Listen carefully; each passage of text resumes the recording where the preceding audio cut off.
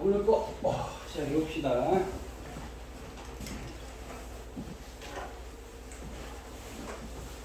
첫 번째는 이제 원소에 대한 주기율표에 대한 것이 오늘 이제 주된 내용입니다. 주기율표에 관한 거. 기본적인 종등 상식을 한번 다시 배우면요.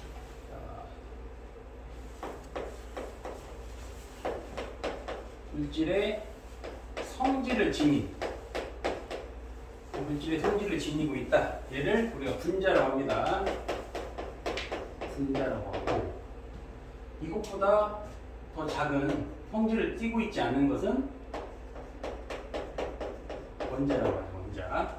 그럼 원소하고 원자, 저번에도 한번 얘기를 해드렸는데, 원소의 개념과 원자의 개념은 어떻게 다른가요? 이거를 대표적으로 이해할 수 있는 것이 방사성 동위원소입니다. 이렇게 표기하면 수소고요. 이렇게 표기하면 중수소. 이렇게 표기하면 삼중수소. 이렇게 얘기합니다. 얘네들은 같은 수소원소이지만 알갱이는 전부 다른 겁니다. 얘네들은 알갱이의 어떤 개념이고, 원소는 종류의 개념이기 때문에 비슷하지만 조금 다르다, 이렇게 이해하면 됩니다. 그래서 같은 지금 뭐 방사성 동위원소를 우리가 다루는 이런 단원이 아니기 때문에 종류의 개념인 이 원소에 대한 개념을 하려고 하는 겁니다. 그러면 이 과학이라고 하는 것은 자연을 관측해서 어떤 규칙성을 찾는 게 주된 목적이에요. 끊임없이 관측해서 규칙성을 잘 찾아내면 그게 위대한 발견이 되는 겁니다. 화학적으로 많은 사람들이 이제 고민하다가 보니까 우리는 딱 세 사람만 알면 됩니다. 첫 번째는 데베라이너라는 사람이에요. 데베라이너. 이 사람은 색상 원소설이라고 하는 것을 예를 듭니다. 그러니까 뭐 성질이 비슷한 애들끼리 3개씩 이렇게 묶어내는 거예요. 3개씩. 성질이 비슷한 애들을 3개씩 묶어냈는데, 그러다 보니까 얘들이 비슷한 성질을 띈다는 걸 알아낸 거예요. 얘들이.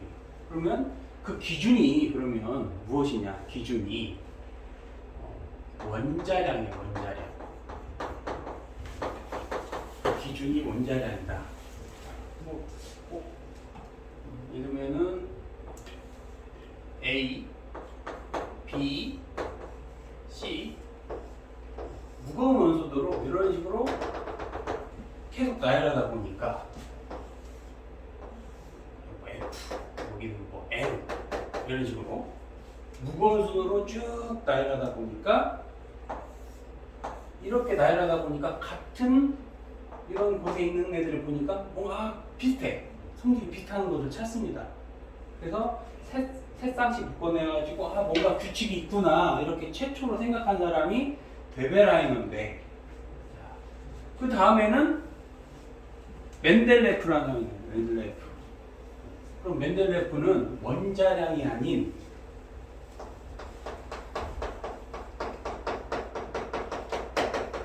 이걸로 기준을 나눕니다. 이게 큰 차이가 있어요. 어차피 시험 문제는 이렇게 나오니까, 데베라이너는 원자량, 멘델레프하고 모즐리라는 게 이제 다 나오는데, 이 친구들은 원자번호로 나누는 겁니다. 원자번호, 다른 말로 쓰면 양성자의 수.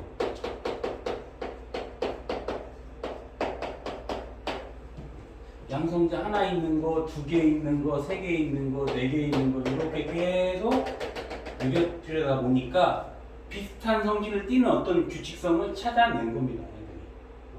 그런데 당연히 이때는 찾아낸 원소도 몇 개 되지도 않고 예외가 너무 많았기 때문에 크게 주목받을 수 없었겠죠. 데베라이너는. 멘델레프는 현대적인 근간에 좀 초석이 됐긴 했지만, 저기 보면은 지금 63종이라고 되어 있어요. 63종. 현재 발견되게 되게 110개니까 대다수를 못 찾았죠. 대다수를. 그러다 보니까 뭔가 이론이 엉성해요. 중간중간 많이 빠져있다 보니까. 그래서 저것도 크게 주목받지는 못했습니다. 그렇지만 뭔가 있구나. 이거 여기에서 이렇게 넘어가다 보니까 뭔가 있는 것 같은데 끊임없이 더 연구를 했겠죠. 해서 우리가 지금 쓰고 있는 것은 모즐리를 기반으로 한 겁니다. 모즐리 1913년에 원소들의 주기적 성질이 얘가 아니고 네가 맞았어. 맨델레프가 맞았어. 이 사람의 생각대로 더 구체적으로 기술한 겁니다. 더 많이 찾아내고. 모즐리가 1913년이니까 지금은 2023년이잖아요. 훨씬 더 많은 것을 더 정교하게 찾았을 뿐입니다. 규칙은 거의 똑같다. 그러면 용어를 한번 다시 살펴봅시다. 원자량이라고 하는 것은 예를 들면 수소 원자 이거 하나 질량이 얼마인가요? 너무 작겠죠? 엄청 작습니다. 이렇게 작은 걸 하나씩 질량으로 취급하지 않고 너무 작으니까 덩어리체 사야 돼. 덩어리체 9.02 곱하기 10의 23승계 얘를 이만큼씩 모아서 질량을 측정합니다. 이거를 화학적 용어로 1몰이라고 해요. 1몰. 원자 하나씩은 너무 작다 보니까 너무나 작으니까 이만큼씩 묶어서 덩어리로 묶어서 질량을 취급합니다. 그걸 원자량이라고 해요. 그럼 앞으로 써먹어야 되니까 몇 개만 외운다면 수소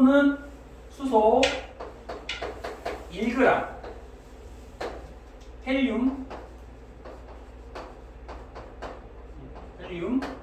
4g 이런 식으로. 이런 그램 안 써요. 왜냐하면 실제 1g, 4g이 아니니까 1점 몇몇몇, 4점 몇몇몇 이렇게 되어 있습니다. 그래서 그냥 1, 4, 그 다음에 산소 16, 그리고 가장 기준이 되는 그게 탄소입니다. 탄소는 12. 한 고1이면 이 정도만 알고 있어도 충분합니다. 통합과학에서는 나오는 게 보통 얘네 둘밖에 안 나오니까 이런 걸 원자량이라고 해요. 그러니까 이 데베라이너는 수소부터 해서 헬륨 이런 식으로 원자량의 순으로 이렇게 자기가 그때 당시에 찾아냈던 원소를 나열해 본 겁니다. 나열해 봐서 비슷한 원소끼리, 성질이 비슷한 애들끼리 묶었더니 뭔가 비슷한 게 나왔던 건데 너무 과거 방식이다 보니까 인정될 수 없었고, 그 다음에 원자 번호의 의미는 양성자의 수다. 양성자의 수. 그래서 어떤 원소를 X라는 원소를 이렇게 쓴다고 하면 쓰는 방법은 알죠? 앞에 거 대문자, 뒤부터는 소문자 이렇게 씁니다. 그리고 여기에 들어가는 거, 여기. 그 다음에 여기에 들어가는 거. 아까 도표계에 있듯이, 그럼 이건 뭔가요? 3, 1. 이거는 삼중수소라고 합니다. 삼중수소. 이 3자리는 질량수라고 해요. 질량수. 얘가 원자번호예요. 원자번호. 자, 이걸 또 상세하게 해보면 핵하고 전자가 있어요. 핵하고 전자. 이 핵 속에는 플러스의 성질을 지닌 양성자도 있고 전하량을 띄지 않는 중성자도 있습니다. 그런데 양성자하고 이 중성자는 전자에 비해서 1830배 정도, 질량이 1830배 정도 애들이 무겁습니다. 그러니까 원자의 질량을 측정할 때는 전자 따위는 생각하지 않는다. 저는 신경도 안 씁니다. 전자는 너무 가벼우니까. 그러면 질량을 차지하는 애들은 양성자하고 중성자밖에 없겠죠. 그래서 여기에 양성자하고 중성자의 개수를 합한 게 들어간 거예요. 그러니까 3개라고 하는 거는 양성자하고 중성자 합해서 3개라는 거죠. 만약에 이게 10개다 이렇게 합시다. 10개. 근데 10개 중에 중성자하고 양성자가 몇 개씩 있나요? 아직 모르죠. 그러면 이 밑에 있는 숫자를 보면 돼요. 밑에 있는 숫자를 봤더니 5라고 돼 있어. 5. 5란 얘기는 그 중에 양성자가 5개다 이런 의미입니다. 양성자가 5개니까 중성자는 몇 개 있겠습니까? 5개 있겠죠. 간단하죠? 자, 하나 예를 들어 봅시다. 얘를 이게 탄소 13, 6. 이게 정상적인 탄소 아니에요. 정상적인 탄소. 이게 정상적인 탄소냐? 11 합시다. 헷갈리니까 이렇게 합시다. 탄소를 이렇게 표기하는데 탄소의 질량수는 12, 양성자 수는 6. 해석을 해보면 얘는 핵 속에 양성자 6개 들어있고 원자 번호 6번에 해당됩니다. 그러면 양성자 수는 곧 원자 번호고, 그럼 중성자는 몇 개 있나요? 6개 있겠죠. 빼면 되니까. 아주 간단합니다. 그래서 이러한 표기법을 보고 우리는 알아내야 됩니다. 자, 이것도 해봅시다. 원자 번호 1번인데 양성자 하나 있어요. 근데 질량수가 3이래. 그럼 중성자 몇 개 있어야 됩니까? 중성자 2개 있어야 하죠. 이렇게 이 숫자들을 보고 그 원소, 원자에 대한 정보를 알아내면 됩니다. 그러면 대다수의 원자 핵은, 대다수의 원자 핵은 어떻게 존재하냐? 핵은, 여기를 보시면 원자 핵은 양성자의 개수만큼 전자가 존재해요. 왜 그러냐? 중성이어야 안정하다. 중성이어야 안정하다. 자연의 기본적인 특성입니다. 모든 자연은 안정해지려고 합니다. 모든 자연은. 그래서 화학결합도 하고, 그래서 에너지도 방출하고, 에너지도 흡수하고, 그 모든 이유가 안정해집니다. 그러면 원자도 중성이 때 안정한 게 훨씬 많기 때문에 양성자 수하고 전자의 수는 거의 같다고 보면 돼요. 물론 항상 같은 게 아니다. 이 화학이 그래서 좀 복잡해요. 화학이 예외가 많아. 물리는 예외가 없는데 화학 예외가 좀 있습니다. 그래서 그런 얘기가 써 있는 거고요. 자, 그러면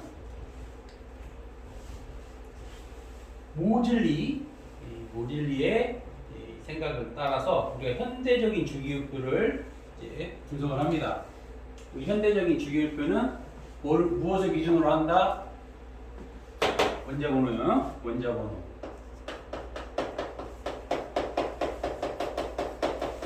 원자 번호대로 나열하는데 원자 번호는 곧 뭐랑 같다? 양성자 수. 얘랑 같아진다. 저걸 갖다가 그냥 단순하게 계속 나눈 거예요. 이렇게 나누다 보니까 비슷한 성질을 지닌 애들끼리 규칙성을 최대한 찾아본 거예요. 그래서 같은 성질이 지닌, 우리 가족 그러잖아요. 가족 그러듯이 같은 성질을 지닌 것을 족이라고 하고, 그 다음에 전자들의 배치 형태에 따라서 주기라는 용어를 씁니다. 전자들의 배치에 따라서 주기. 그래서 이것도 이걸 좀 하고 넘어갑시다.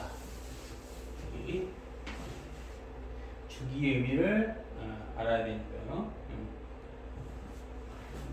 그러면 원자는 이게 학교 선생님마다, 선생님은 물리 기반 통합 선생님입니다.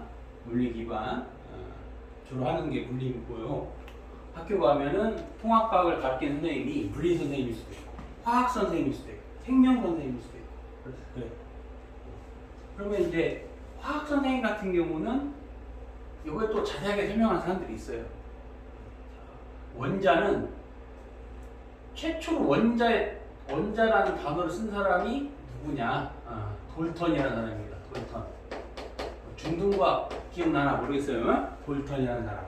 그냥 생각만 하고 개념을 제시했지 뭔가 획기적인 과학계를 기울일 만한 그런 건 없었습니다.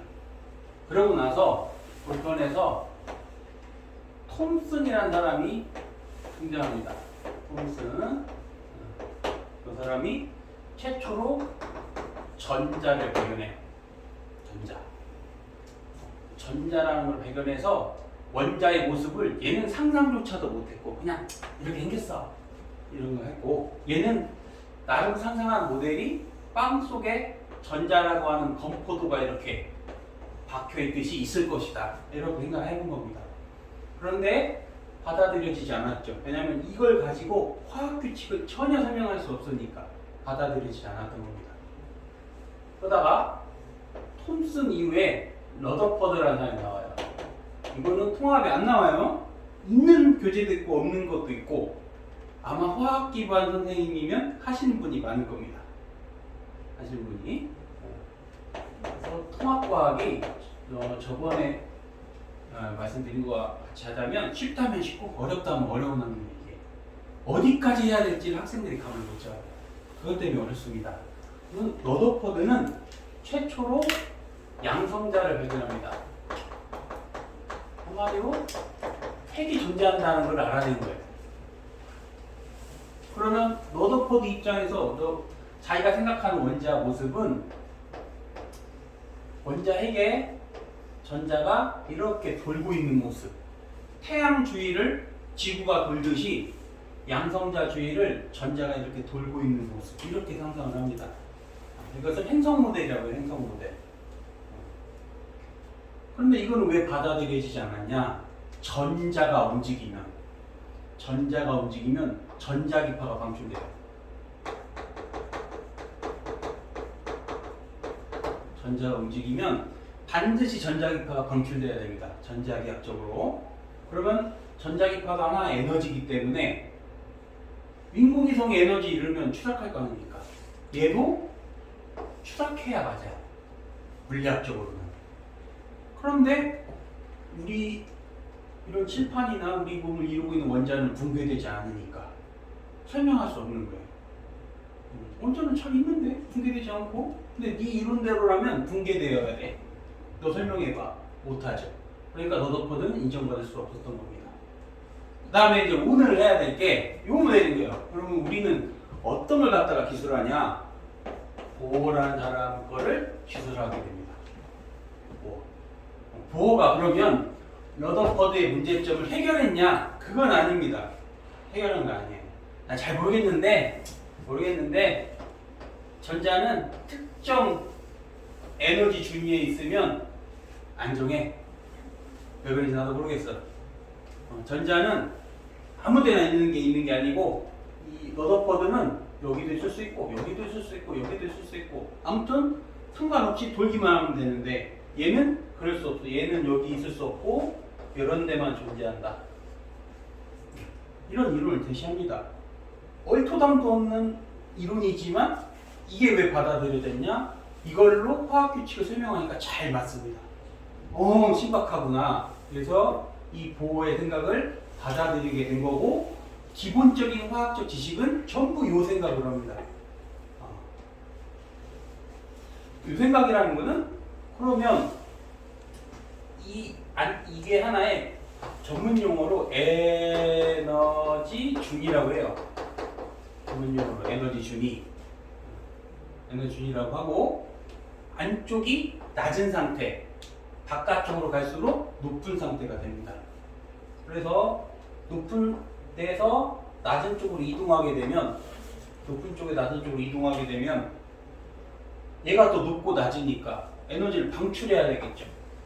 방출하게 되고 전자기파를 낮은 데서 높은 데로 전자가 이동하려면 못 가요. 스스로는 갈 수가 없어요. 더 높은데. 그러기 위해서는 에너지를 흡수해야 되는 거예요. 흡수해서 이렇게 점프할 수 있습니다. 이런 방식으로 그 당시의 화학적 규칙들을 맞춰보니까 아주 잘 맞는 거예요. 특히 스펙트럼에서 매우 정확한 데이터 값이 나옵니다. 그래서 이거를 많이 생각하게 되는데, 어차피 여러분들은 이과생이면 어차피 화학원을 해야 되니까 이게 진실이 아닙니다. 사실은 진실이 아니고, 고등학생이면 이렇게 생각하면 잘 맞아져요. 원자는 이런 모습을 생각하면. 근데 벌써 화학원만 가도 이게 아니라는 걸 알 수 있어요. 진실이 아니다. 전자는 특정 궤도에 있는 게 아니고 여기 있을 확률이 높다, 이렇게 표현해요. 그래서 전자가 있을 확률 분포를 나타낸 것들을 오비탈이라고 하는데 통합과학에는 그것까지 나오지 않습니다. 문제 안 낸다. 그럼 이 설명 왜 했냐? 요 보호 모델 때문에 지금 요 설명을 하는 건데 보호 모델 때문에. 그럼 주기라는 게 무엇이냐? 주기는 에너지 준위를 말하는 거예요. 1주기, 2개 있으면 2주기, 3개 있으면 3주기. 화학에서는 껍질로 얘기해요. K 껍질, 뭐 L 껍질, 뭐 이런 식으로 껍질로 얘기합니다. 물리나 이런 데서는 에너지 준위로 얘기하고. 그래서 우리는 지금부터 나오는 모든 설명들은 보어의 원자 모델을 갖다가 설명한다. 이렇게 생각하시면 됩니다. 자, 용어가 또 등장했죠. 뭐라고 한다고요? 주양자수. 주양자수. 이 보어의 모델이 상당히 중요하구나라는 걸 알 수 있습니다. 얘를 껍질이라고도 얘기하고 에너지 준위라고도 얘기하고 얘가 N이 1, 얘가 N이 2 이런 식으로 숫자를 먹이는데 이 숫자를 주양자수라고 얘기하는 거예요. 그래서 1주기는 주양자수 하나, 2주기는 주양자수 2개 이런 식으로 그러니까 계속 이게 나오는데 학문마다 표현하는 방식이 다른 겁니다. 물리원에서는 에너지 준위, 화학에서는 껍질. 그러면 통합과학에서 뭐라고 하나요? 그냥 주기. 조금 나아가면 주양자수 이렇게까지 설명하는 경우는 있습니다. 주기라는 표현이 통합과학에는 어울린다 이렇게 생각하시면 됩니다. 그러면 그 원자 번호를 통해서 나열한 모습이 요겁니다. 요거. 선생님은 물리 선생님이에요. 물리 전문 선생님이라 다 못 외워요. 외울 필요 없습니다. 없어요. 주 타겟이 선생님은 주로 이제 과학고 학생들을 주로 가르치는데 과학고 하면 또라이 같은 애들이 있어요. 이거 다 외우고 다니는. 물론 뭐 진념은 높이 사는데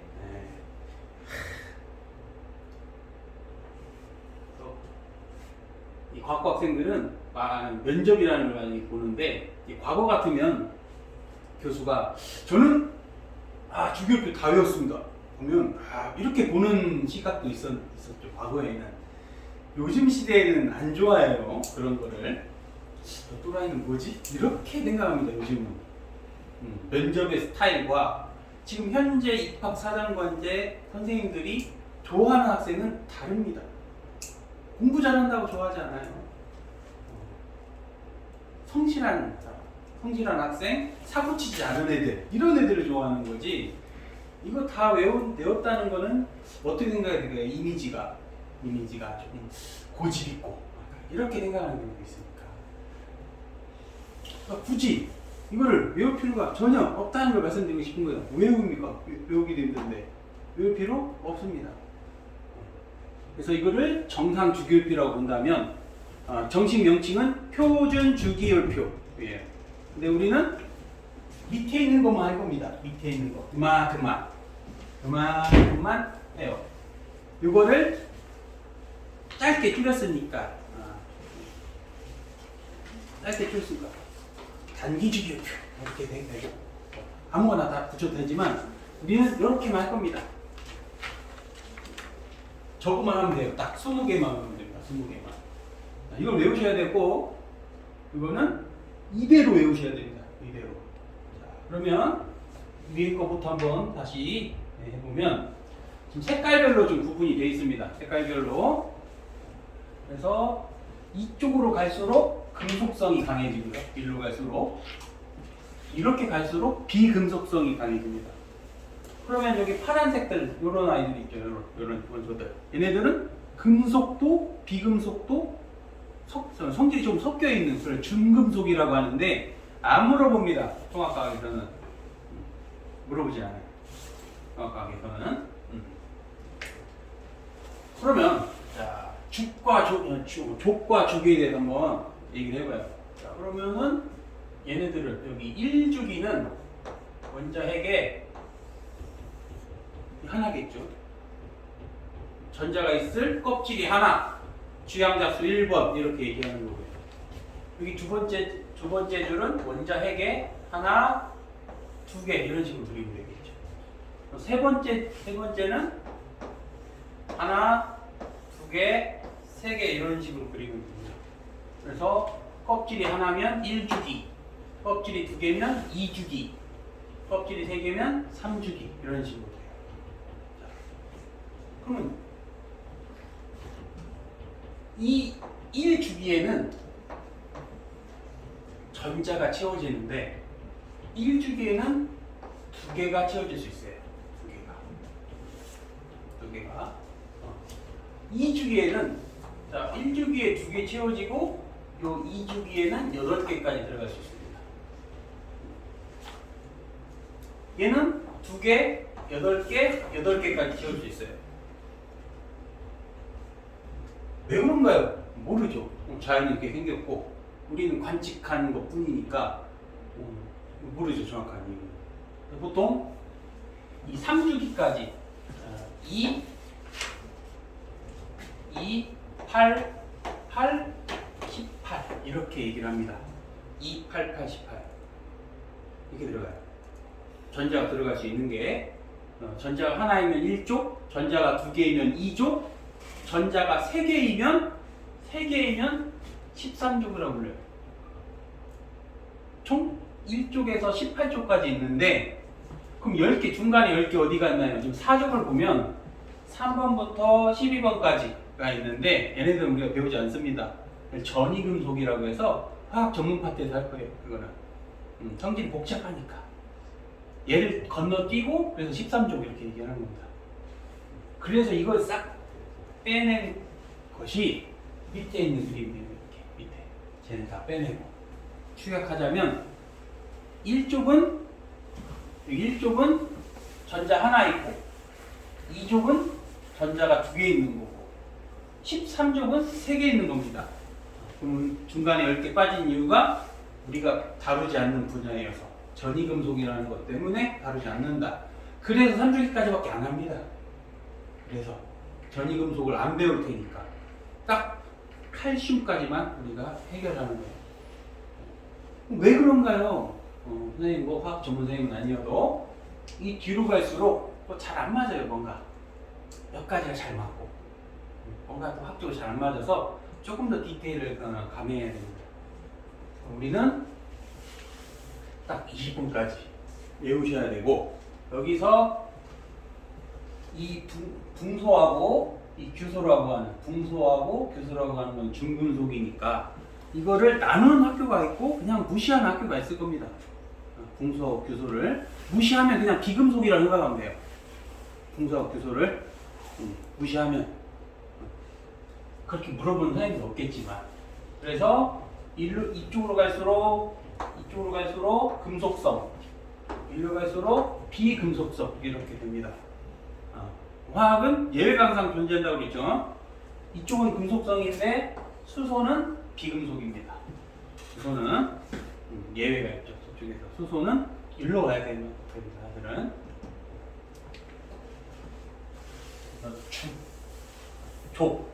족은 성질이 비슷하다는 의미고요. 주기는 에너지 준위를 말하는 겁니다. 전자가 어느 에너지 준위 있냐 이렇게 말하는 겁니다. 그래서 족하고 주기의 의미고 왜 13, 14, 15, 16 이렇게 얘기하냐? 전이금속 때문에 저렇게 된 거다. 그래서 우리가 배우지 않는 거를 다 잘라내면 이것만 외우시면 됩니다. 이것만. 웬만한 학생들은 이미 외우신 학생들도 있을 거고 보면 이거 있죠? 이거 여기 하나 FCl, BrI 이 정도 또 하시면 좋습니다. 이렇게. 왜냐하면 1족하고 17족이 중요한 원소들인데 4개 정도까지 외우면 되니까 FCl, BrI 이렇게 이거를 할로젠 원소라고 뒤에 나옵니다. 플로린, 염소, 브로민, 아이오딘. 문제집 가면 암기 TV라고 해서 있어요. 플로린. 풀을 뜯어먹는 염소가 부럽다. 이런 거 나오는 게 있어요. 부러워요. 도대체 뭔지 모르겠지. 하여튼 외우는 잘 외워져요. 풀을 뜯어먹는 염소가 부러워. 이게 아이오딘인가 부러워. 이런 식으로. 억지로 짜마시는 겁니다. 안 외우시면 그렇게라도 하시고, 우리 시대는 이거 노래로 불렀습니다. 노래로. 선생님하고 이제 나이 차이가 이제 많이 나기 때문에 여러분들하고 그런 게 좀 대화가 안 통해요. 이제 선생님이 되게 어린 나이에 이걸 했어요. 그래서 나랑 6살 차이 나는 제자가 있어요. 6살 차이 나는. 이미 다 연마가 됐겠죠. 이미. 여러분들은 뭐 나이 차이가 엄청나게 나기 때문에 그때 당시는 이제 같이 노래를 부르면 아는데 여러분들 모를 것 같아서 외우는 방법 많이 나와 있습니다. 앞글자 따서 외우는 거 있으니까 이걸 안 외우면 이 단어는 어차피 할 수가 없으니까.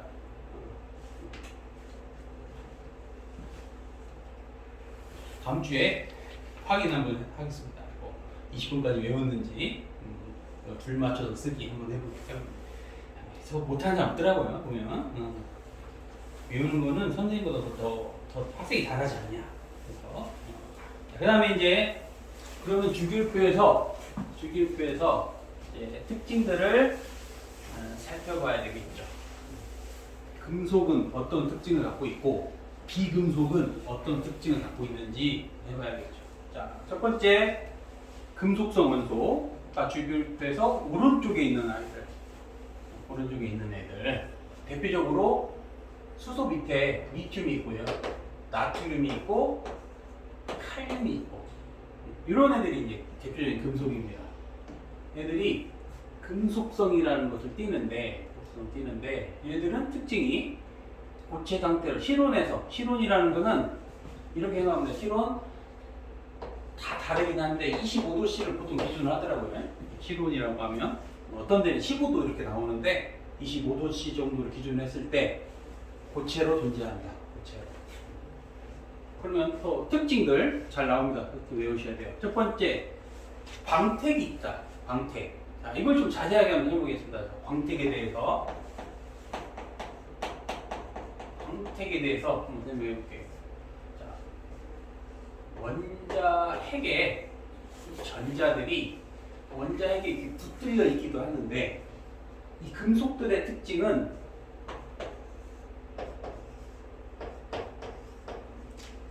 이 전자들이 자유롭게 움직일 수 있어요.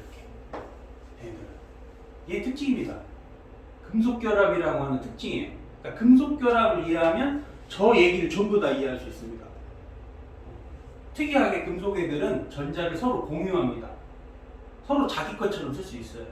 그러다 보니까 이 전자가 자유롭게 움직일 수 있어요. 전자가 움직이면서 자, 전자는 마이너스 전하를 가지고 움직여요.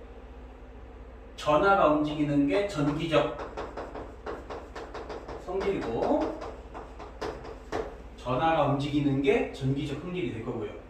전자가 자유롭게 움직일 수 있기 때문에 전기적 성질이 좋겠죠. 또 이런 개념이 있습니다. 이런 개념. 여기에 어떤 입자가 있는데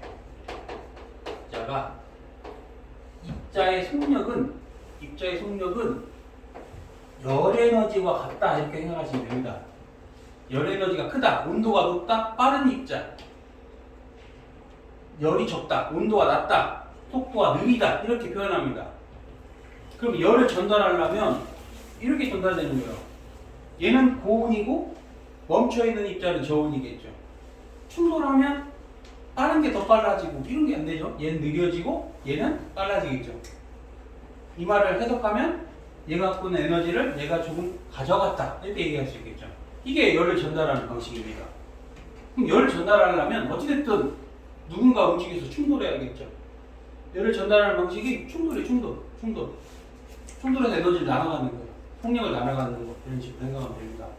그러니까 열을 전달할 수 있는 이런 전자들이 끊임없이 움직이면서 충돌해주면 열 전달도 잘 되겠죠. 그래서 열 전도율도 뛰어나고 전기 전도성도 뛰어나게 되는 거예요. 그럼 광택은 뭐냐? 광택. 자, 저번 시간 거 복습하면서 한번 다시 해볼게요. 광택. 자, 3분부터 38만 년. 이때가 불투명한 우주입니다. 이쪽이 불투명한 우주, 투명 우주 이렇게 공부했을 거예요. 그럼 여기는 왜 불투명하냐? 원자핵에 전자가 에너지, 온도가 너무 높다 보니까 얘가 너무 빠른 거예요. 전자가. 자, 또 기억합시다.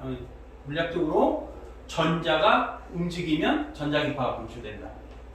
전자가 움직이면 전자기파가 분출된다. 이 전자기파 중에 눈으로 볼 수 있는 게 가시광선이에요. 한마디로 빛이라고 생각합니다. 전자가 움직이면 끊임없이 빛이 나오는데 이 빛이 뻗어나가지 못하는 이유가 또 다른 전자가 불빛이 가게 움직이면서 이 전자를 반사시켜버려요. 그래서 서로가 만들고 서로가 방해하니까 못 나갔던 거예요. 그래서 불투명하죠. 이렇게 되겠죠. 똑같습니다. 이것도. 자, 이 금속에서 외부에 빛을 비춰요. 비추면 이 빛을 흡수하는 게 아니라 지나가는 전자가 어떻게 하겠습니까? 반사시켜버리죠. 이때랑 거의 비슷한 역할을 하는 거예요.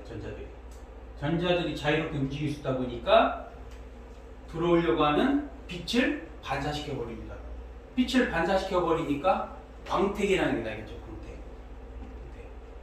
그래서 요 광택이 있다라는 게 설명이 되겠네요. 자, 또 4번.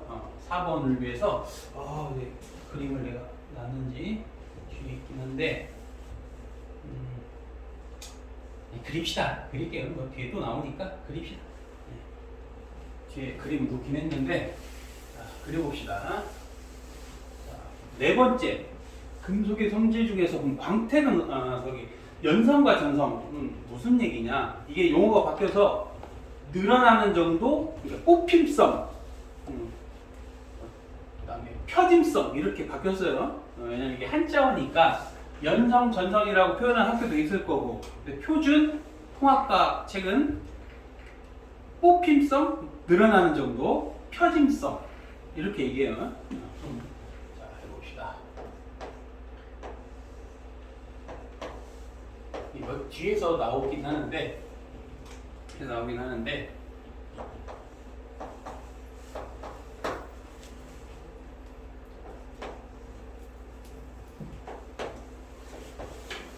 이 그림에서 한번 또 이해하면 되니까 한번 그려봅시다.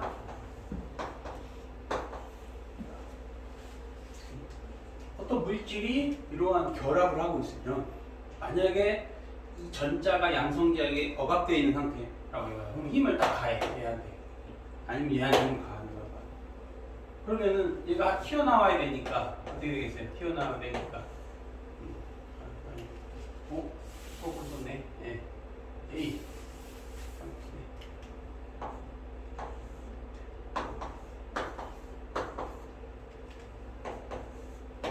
이렇게 있어요. 정상적인 모습이 서로 끌어당기니까. 그런데 얘를 툭 치면 플러스가 이쪽으로 오고 마이너스가 이쪽으로 오고 툭 치면 이런 거 되겠죠?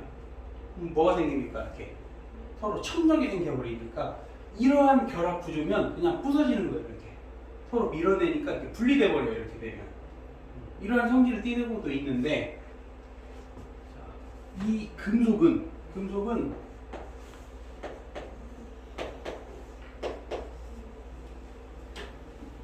원래는 지금 이런 상태에 있다가 힘을 가해서 이런 상태가 돼도 청력이 발생하겠죠. 그런데 전자가 자유롭게 움직일 수 있으니까 재빨리 이동을 해서 붙잡아 줍니다. 재빨리 이동해서. 이건 이동할 수 없으니까 살짝 치면 같은 길끼리 만나버리고 그러면 서로 청력이 생기니까 부서질 수 있어요. 그런데 금속 결합은 전자가 유연하게 움직일 수 있으니까 전자가 유연하게 이 사이에 재빨리 차고 들어가서 다시 끌어당겨줍니다. 그래서 모습이 어떻게 변형이 돼도 잘 부서지거나 나눠지지 않는 겁니다. 그래서 잘 뽑히기도 하고 엄청나게 얇게 필 수가 있어요. 이게 1번, 2번, 3번, 4번을 설명할 수 있는 게 금속 결합이라고 하는 건데 통합과학에 나오지 않습니다. 금속 결합에 대해서 아마 학교에서도 다 설명해 줄 거예요. 여기 있는 내용만 항상 배우는 게 아니니까. 금속 원소의 특징을 알아봤고요. 두 번째 그러면 비금속에 대해서 봅시다. 비금속. 이거 혹시 근데 자주 나오니까 대부분 고체인데 예외로 수은은 금속이지만 액체로 존재합니다. 수은은 비금속은 아까 주기율표에 단 주기율표에서 오른쪽에 있는 친구들이고 대부분 기체나 고체 상태로 존재합니다. 기체나 고체 상태로. 예외 브로민이라고 하는 BR. 얘만 액체니까. 그럼 왜 이렇게 존재하나요? 뒤에서 나옵니다. 왜 기체하고 고체로 존재할 수밖에 없는지 그 뒤에 나오게 되고요. 특징은 금속하고 반대겠죠. 광택도 없고 열 전도율도 떨어질 거고. 그 다음에 전기 전도성은 당연히 없겠죠. 예외 하나죠. 예외. 흑연, 염계식, 샤프식. 얘네들은 특이하게끔 탄소의 이 규칙적인 결합에 전자가 자유롭게 움직일 수 있습니다. 이 형태가 자세하게 이해할 수는 없지만 이런 예외가 문제를 내기 좋은 거예요. 보면 이런 예외가 자주 나옵니다. 그리고 틀린 학생 없어요. 너무나 뻔한 얘기니까 뭐 이런 거 갖다 틀리지 않습니다.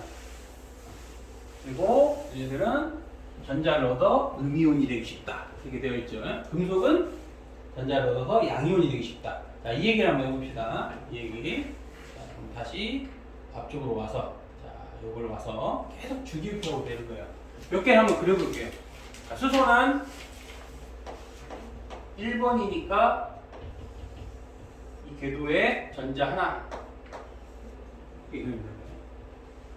그 다음에 헬륨은 2개 있고,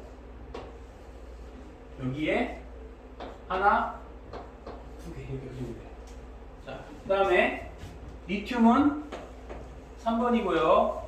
2주기니까 하나, 2개 이렇게 그리고 전자 2개, 여기 1개 이렇게 그립니다.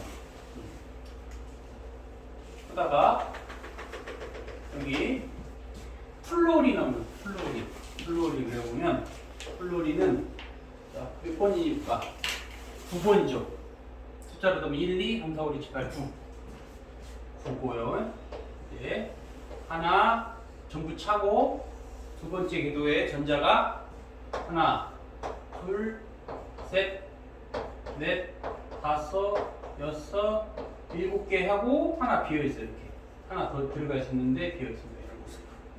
그 다음에 여기 10번은 플러스 10번은 첫 번째 꽉 차고 두 번째도 꽉 차 있고 이런 모습 보일 수 있습니다. 하나 더 그려봅시다. 그러면 여기 나트륨은 11번이겠죠. 나트륨은 총 11개 있는 거고 첫 번째 궤도 다 차고 두 번째 궤도도 다 차고 세 번째 궤도도 전부 차 있어요. 그리고 하나만 이런 모습을 그릴 수 있는 거예요. 자, 그럼 두 가지. 자, 첫 번째는 옥텟 규칙이라고 해서 자 이거를 이 에너지 준위를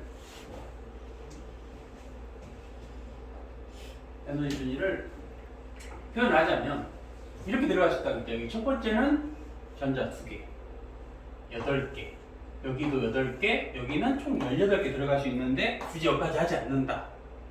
이렇게 들어갈 수 있어요. 이렇게. 그래야 안정한 겁니다. 저걸 다 채우고 있어야 안정한 겁니다. 이거를 호텔로 생각하면 호텔에 자 숙박업을 하는데 3층짜리 건물입니다.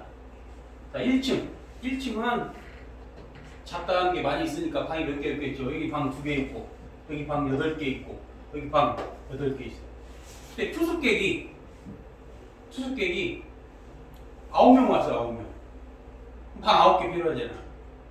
그럼 여러분 사장님이 어떻게 하겠어요? 여기만 채우자. 꺼놓죠. 놀러들 가면 그럴 거예요. 사람 없으면 꺼놓습니다. 꺼놔요. 특히 이제 학원 강사 하시는 선생님들, 선생님 같은 경우도 주말에는 절대 못 쉬니까 평일날에 놀러 가면 사람 없으면 다 끊어요. 심각할 정도 끊어요. 주인장 입장에서는 아니 굳이 뭐 3층까지 할 필요 없잖아요. 그냥 1층하고 2층만 채워야 관리하기 편할 거 아닙니까? 그래서 낮은 층부터 전체 채우는데 그래도 2층에 방 8개 있는데 7개밖에 안 찼어. 뭔가 좀 하나만 더 차면 뿌듯할 거 아닙니까? 수입이 많으니까. 그래서 각 층을 꽉 채워서 운영을 했을 때 주인장 마음이 뿌듯하겠죠. 마음 장사 잘 되는구나. 이렇게 생각할 수 있죠. 그리고 근데 2층에 한 명밖에 안 와. 2층에. 그럼 어떤 생각이 들겠어요, 주인장한테? 에이씨, 저기 방이 없어요. 안 받아 그냥. 받지 않으면 1층만 운영하면 될 거 아닙니까? 그럼 인건비도 줄일 수 있고 뭐 이런 논리라고 볼 수 있어요. 그래서 각 층을 꽉 채워야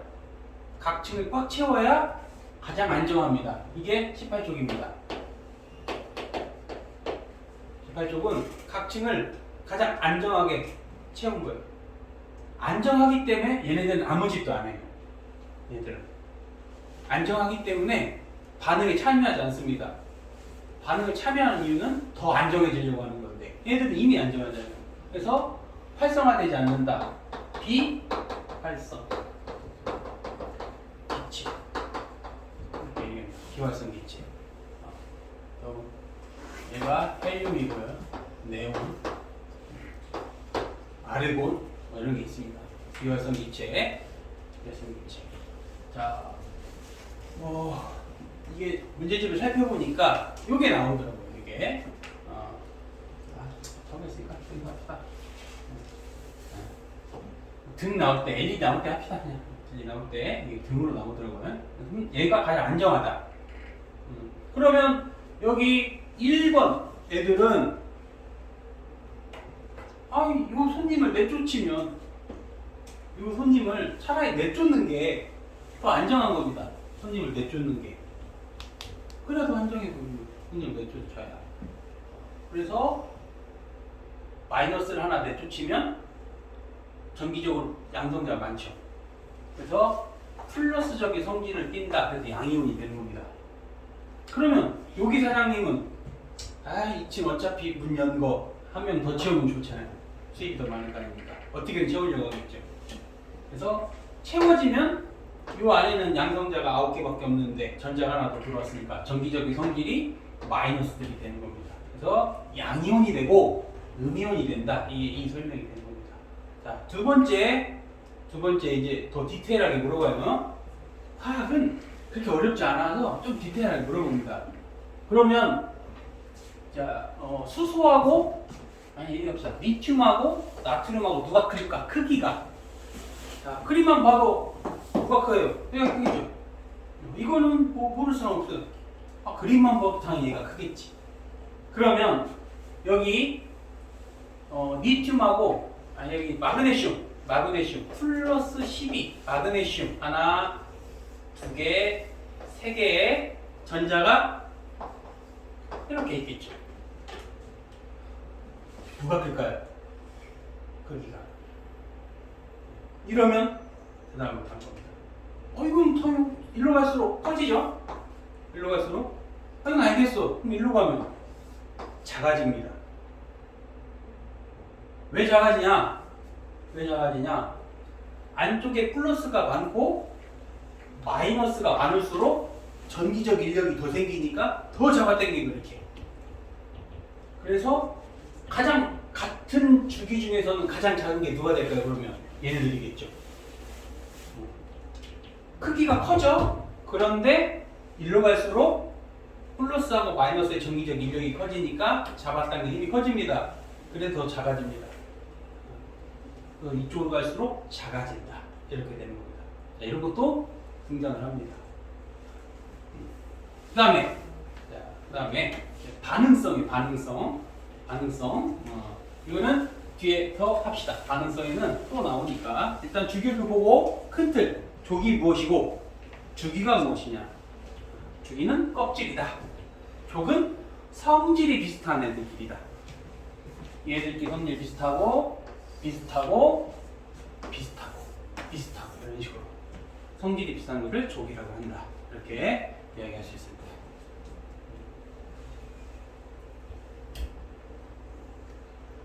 그러면 잠시 쉬었다가 에너지 유닛 합시다.